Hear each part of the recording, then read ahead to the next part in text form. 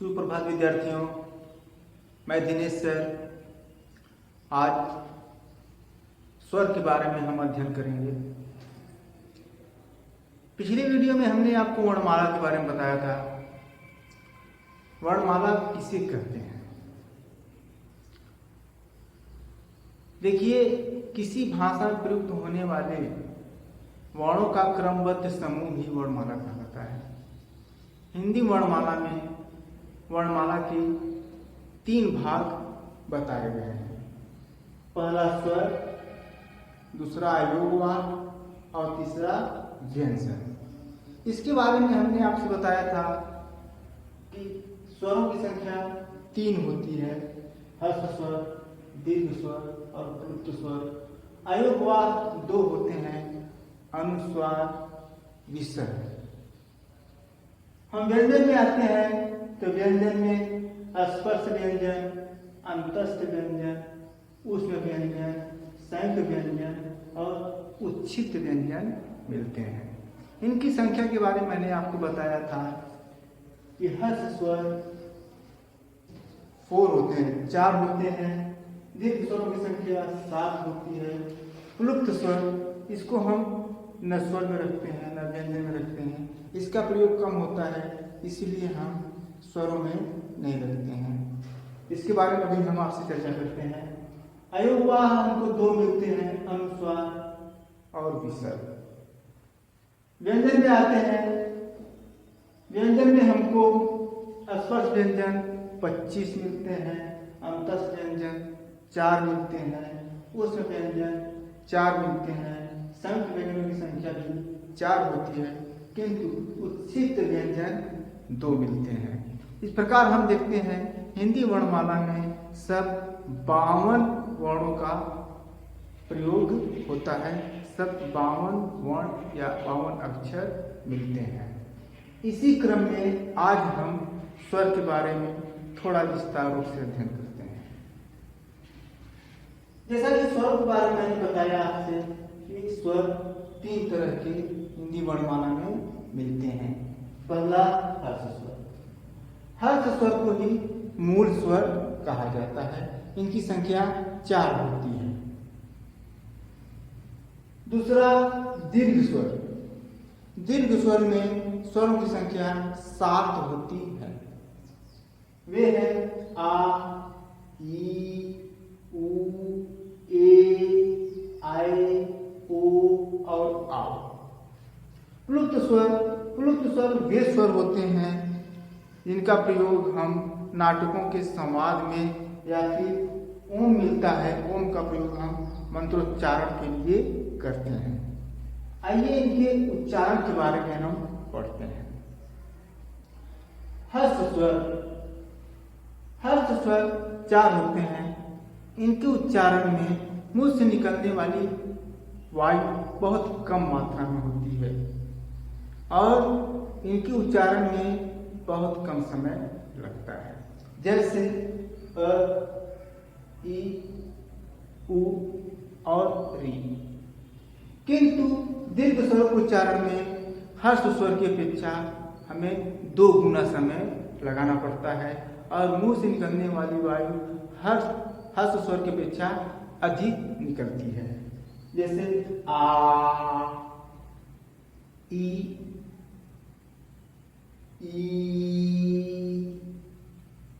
उ,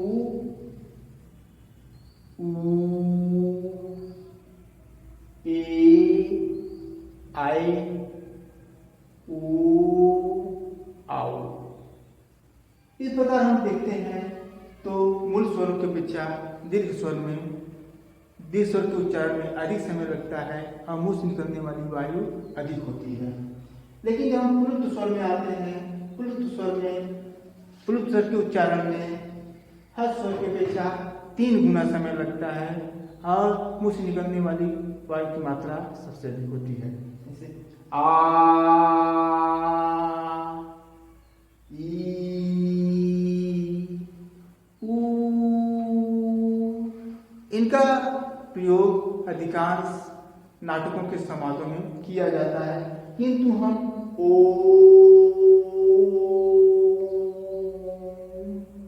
इसके उच्चारण की बात करते हैं तो इसका प्रयोग मंत्रोच्चारण के लिए किया जाता है। थोड़ी देर के लिए हम इसको हटा देते हैं।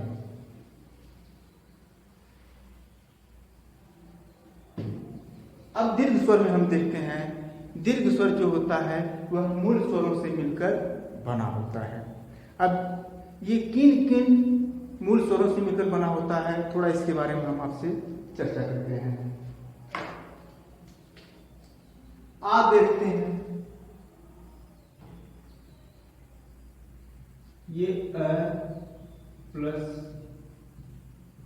अ से मिलकर बना होता है। ई, यह है हर स्वर का ई और ई से मिलकर बना होता है। जब हम ऊ पर आते हैं, यह भी हर स्वर का ऊ और ऊ से मिलकर बना होता है। किंतु जैसे ही हम ए और आई पर आते हैं तो मूल स्वर भिन्न भिन्न हो जाते हैं। जैसे ए, और ई से मिलकर बनता है। जो होता है वह और ए से मिलकर बनता है सॉरी ओ,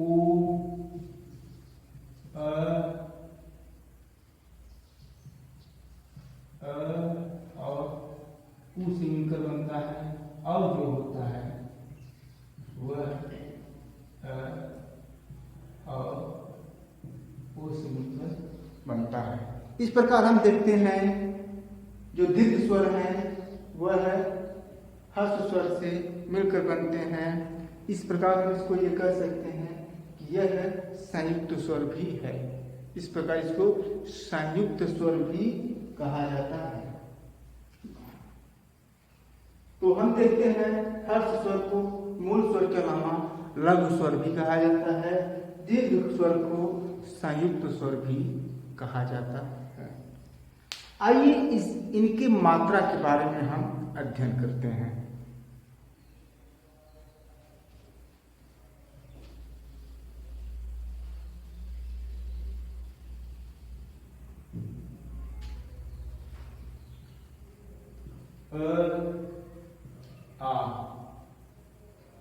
की मात्रा नहीं होती है।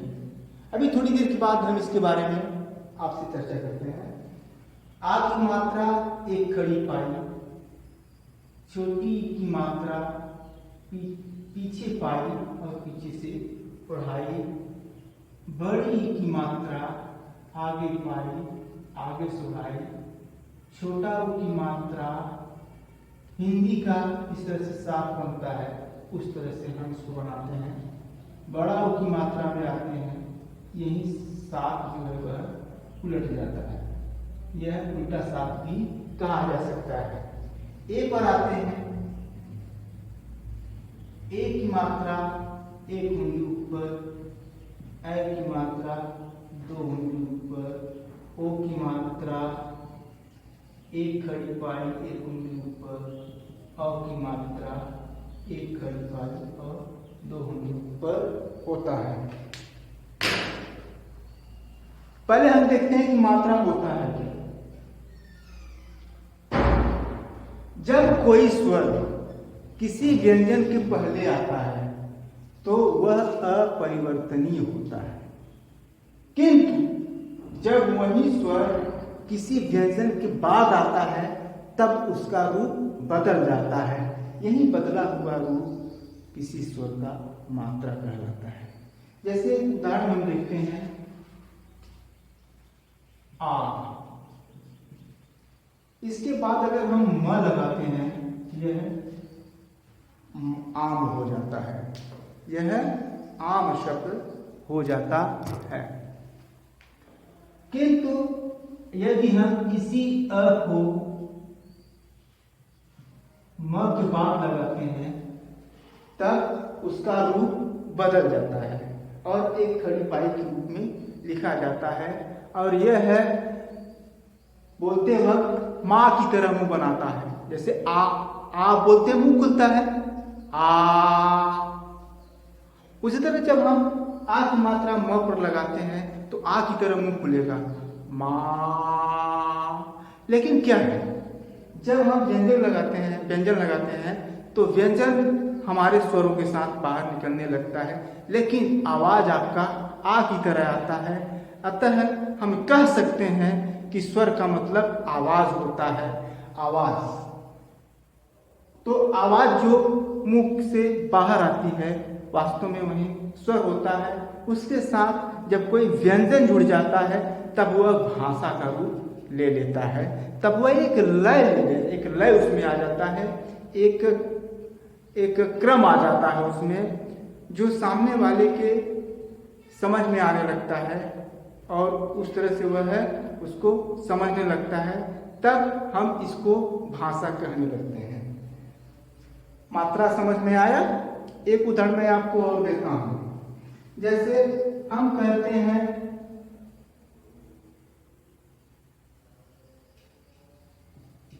औरत। देखिए र के पहले स्वर आया हुआ है, यहां पर यह अपरिवर्तनीय है, ठीक। लेकिन जैसे ही हम र के बाद औ लगाएंगे तो उसकी मात्रा का प्रयोग करते हैं और वह है इस प्रकार रूप ले लेता है। और यही औ का बदला हुआ रूप, ये देख रहे हैं, ये एक खड़ी पाई और दो हंडुक पर, यही औ का बदला हुआ रूप मात्रा कहलाता है। इसको हम कहते हैं यह औ की मात्रा है।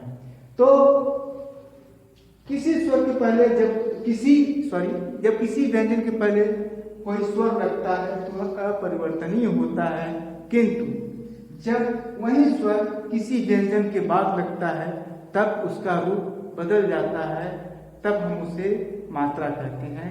यही बदला हुआ रूप मात्रा कहलाने लगता है। अब आइए अ के बारे में आपसे चर्चा करते हैं। क्या अ की मात्रा होती है? तो हम देखते हैं अ की मात्रा होती है। अ की मात्रा होती है, किंतु हम उसे लिख नहीं सकते, प्रकट नहीं कर सकते, इसलिए हम उसे देख भी नहीं सकते। जब उसे लिख नहीं सकते, प्रकट नहीं कर सकते, तो हम देख भी नहीं सकते। किंतु अ की मात्रा प्रत्येक हलंत रहित व्यंजन पर लगा रहता है, उसमें वह विद्यमान रहता है। जैसे हम देखते हैं क, अगर हम क में हलंत लगा देते हैं, हलंत के बारे में हम चर्चा करें तो वास्तव में हलंत होता क्या है। हलंत, जब क पर हम हलंत लगाते हैं तो हमारे मुंह से क तो आती है, जैसे हम बोलते हैं, किंतु साउंड नहीं आता, किंतु आवाज उसमें से नहीं आता। स्वर लगा ही नहीं है तो आवाज आएगा कैसे, है कि नहीं? इसका मतलब यह हलंत युक्त व्यंजन है और इस पर स्वर नहीं लगा हुआ है, इसलिए हम मुख से बोल तो सकते हैं लेकिन स्वर नहीं आ सकता, आवाज उससे नहीं उत्पन्न हो सकता। जब हम इसमें अ का प्रयोग कर देते हैं तब यह हलंत रहित क हो जाता है, तब यह मुख से आवाज उत्पन्न करने लगता है, तब हम कहते हैं क, ठीक। यही होता है अ की मात्रा।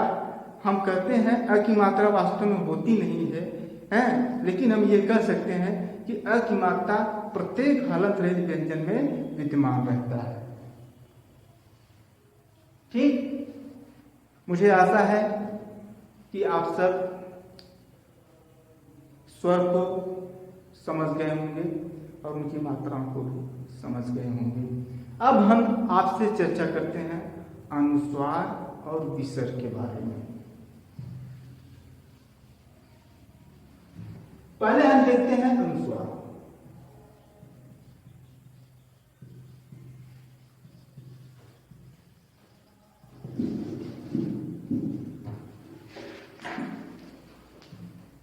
अनुस्वार और विसर्ग ये दोनों अयोगवाह हैं। अं को हम देखते हैं और अह को देखते हैं, ये दो व्यंजन हिंदी वर्णमाला में ऐसे हैं जिनको हम अयोगवा कहते हैं, और अंग को हम दूसरे नाम से पुकारें तो यही अंग अनुस्वार कहलाता है। ठीक, और इसको हम इस चिन्ह के रूप में प्रकट करते हैं। ठीक, अच्छा, जब हम अनुस्वार किसी व्यंजन पर लगाते हैं तब यह अनुस्वार की तरह उच्चारण उत्पन्न करने लगता है, किंतु उस उच्चारण के साथ व्यंजन की आवाज या ध्वनि उत्पन्न होती। जैसे हम देखते हैं क,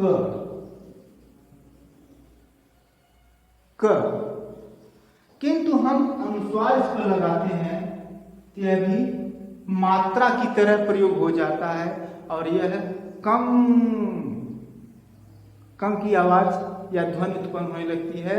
तो हम देखते हैं कि अंत उच्चारण में मुख के साथ साथ वायु नाक से भी निकलने लगती है। तो इस प्रकार हम कह सकते हैं कि अंत उच्चारण में नाक से अधिक और मुख से कम हवा निकलती है। कहने का तात्पर्य इसके उच्चारण के लिए हम नासिका का प्रयोग करते हैं। अगर हम लिखते हैं कंगन, ठीक, तब यह ऐसा लगता है जैसे यहाँ पर आधा न का उच्चारण उत्पन्न हो रहा है, कंगन, है ना। वास्तव में ये आधा न नहीं रहता है, यह है पंचाक्षर होता है। क्या होता है? पंचाक्षर, सॉरी,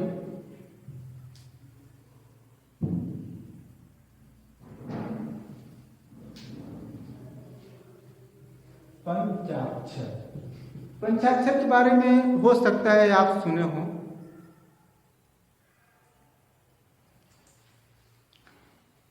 नहीं सुने हैं तो मैं आपको बता देता हूं। जैसा कि स्पर्श व्यंजन में हम लोगों ने 25 व्यंजनों के बारे में पढ़ा था। क वर्ग, च वर्ग, ट वर्ग, त वर्ग और प वर्ग। हम क वर्ग देखते हैं, क वर्ग में, तो क वर्ग का अंतिम वर्ण, अंतिम व्यंजन हमको अंग मिलता है। उसी तरह च वर्ग का ये मिलता है, ट वर्ग का ड़ मिलता है, त वर्ग का न मिलता है और प वर्ग का अंतिम वर्ण या व्यंजन म मिलता है। हम इन्हीं 5 वर्णों को पंचाक्षर के नाम से जानते हैं। हम इनका प्रयोग अनुस्वार के रूप में करते हैं। किस प्रकार करते हैं, आइए चर्चा करते हैं। जैसे हमने कहा कंगन, यहाँ पर आपने अनुस्वार का प्रयोग किया गया है, लेकिन दूसरी तरह हम इसको पंचाक्षर का प्रयोग करके लिख सकते हैं।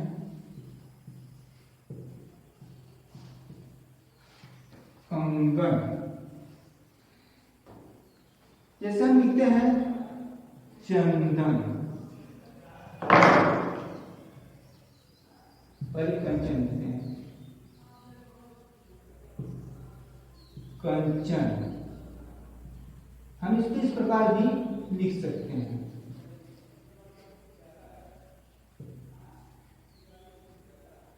टंडन,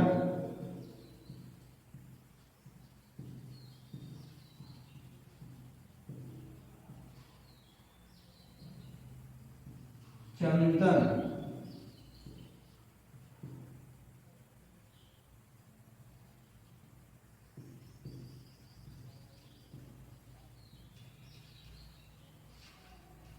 और एक लेते हैं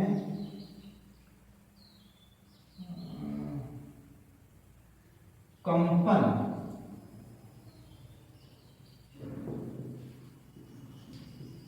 सामान्य शब्द हम ले रहे हैं ताकि आप समझ सकें। कंपन, इस प्रकार हम देखते हैं यहाँ पर ये जो पंचाक्षर के वर्ण हैं वे अनुस्वार के रूप में प्रयोग किए गए हैं। अब देखना ये है कि ये जो अंग हलंत सहित लगा हुआ है या हाफ आधा इया लगा हुआ है, आधा अड़ा लगा हुआ है, आधा अड़ा लगा हुआ है, आधा अड़ा लगा हुआ है, क्यों? हमने देखा है अधिकांश लोग इसमें गलतियां करते हैं और सारे शब्दों में आधा न आधा न आधा न लगाते चले जाते हैं और वे गलती कर देते हैं। ऐसा इसलिए गलती कर देते हैं, हम देखते हैं कि यह जो अनुस्वार के बाद आने वाला व्यंजन है वह किस वर्ग का है? क वर्ग का है कि च वर्ग का है कि ट वर्ग का है कि वह त वर्ग का है या प वर्ग का है? जिस वर्ग का व्यंजन होता है ठीक उसके पहले अनुस्वार के लिए उसका अंतिम वर्ण आधा करके लगा देते हैं और वह है अनुस्वार का अर्थ देने लगता है। जैसे हमने यहाँ पर अंग हलंत लगाया है, ये देखिए ग के पहले लगाया है, यह है क वर्ग का अक्षर है। ग जो है वह ग जो है वह क वर्ग का अक्षर है और क वर्ग का अंतिम वर्ण अंग है, इसलिए हम इसको आधा अंग करके लगाते हैं।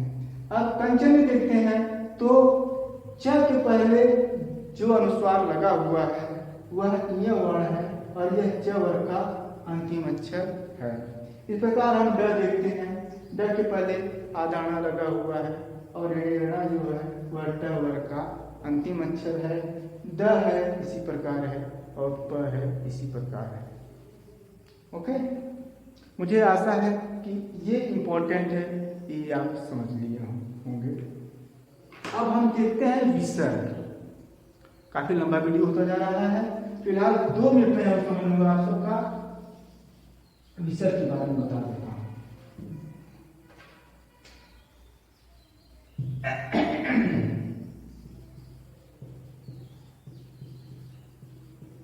विसर्ग जैसे अभी अयुग्वा में पहला वर्ण अनुस्वार के बारे में मैंने आपसे चर्चा किया, दूसरा वर्ण मिलता है ठीक, यह है अयुग्वा का दूसरा और अंतिम अक्षर माना जाता है। ये जो वर्ण है ये हल्के से ह का उच्चारण उत्पन्न करता है। जैसे अत हम लिखते हैं अत, ये कोई शब्द, ये सार्थक शब्द नहीं लगता, ये ऐसा लग रहा है कि कोई अर्थ उत्पन्न कर रहा है, नहीं लग रहा है, लेकिन इसके बाद अगर हम ये विसर्ग लगा दें तब इसका अर्थ हो जाता है अतः। ये देखिए पूरा हम मत बोलिएगा, ये एक तरह से ये जो साइन है यही विसर्ग कहलाता है। ये क्या कहलाता है? विसर्ग कहलाता है। ठीक, अच्छा, ये हल्के से ह का उच्चारण देता है। हल्के से ह इसलिए है क्योंकि यह विसर्ग है। अच्छा, ह के नीचे हम हलंत लगा दिए, ये संकेत करता है कि इसका उच्चारण बहुत हल्के और झटके के साथ किया जाता है। जैसे प्रातः, प्रातः, दुख, दुख, दुख। ठीक, तो जो विसर्ग होता है हम उसका प्रयोग सामान्य तरीके से किसी वर्ण के बीच, 2 व्यंजनों के बीच में, या हम किसी शब्द के अंत में ही इसका प्रयोग कर सकते हैं। इसका प्रयोग हम किसी व्यंजन के पहले नहीं कर सकते।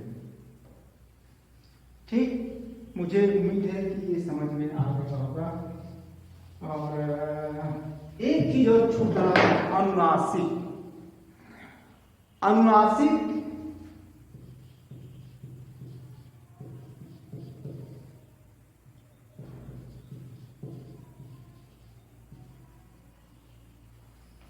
अनुनासिक का दूसरा नाम चंद्र बिंदु भी है।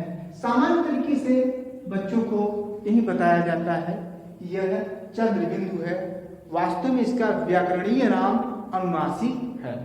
इसके बारे में देखते हैं, इसके उच्चारण में मुंह और नाक दोनों से हवा निकलती है,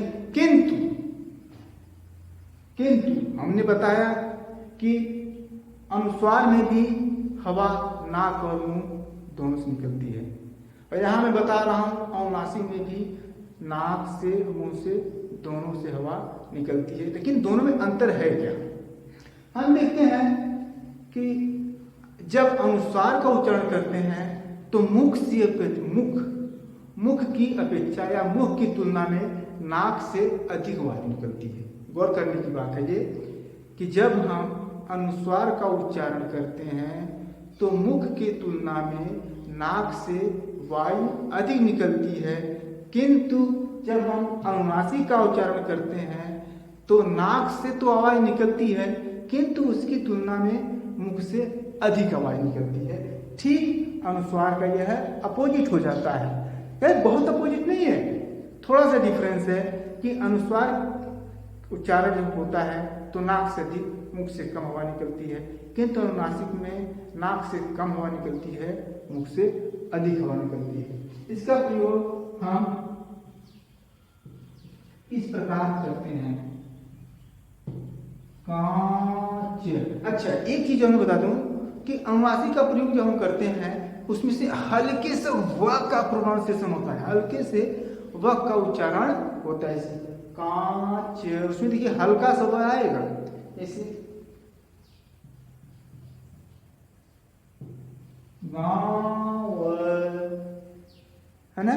देखिए हम ये महसूस करें, आप खुद प्रैक्टिकली अपने ऊपर ये करके देखिए कि क्या मैंने जो बताया है ऐसा हो रहा है कि नहीं हो रहा है। आपको खुद लगेगा कि वास्तव में अनुस्वार का प्रयोग, अनुस्वार का उच्चारण हम कैसे करते हैं और अनुनासिक का उच्चारण हम कैसे करते हैं। इसमें एक नई बात आपको ये मिलेगी कि जब हम अनुनासिक का प्रयोग करते हैं तो इसके उच्चारण में हल्का सा, जैसे हमने कहा हल्का सा विसर्ग का जो प्रोनाउंसिएशन हल्के रूप में होता है वो हल्का सा होता है।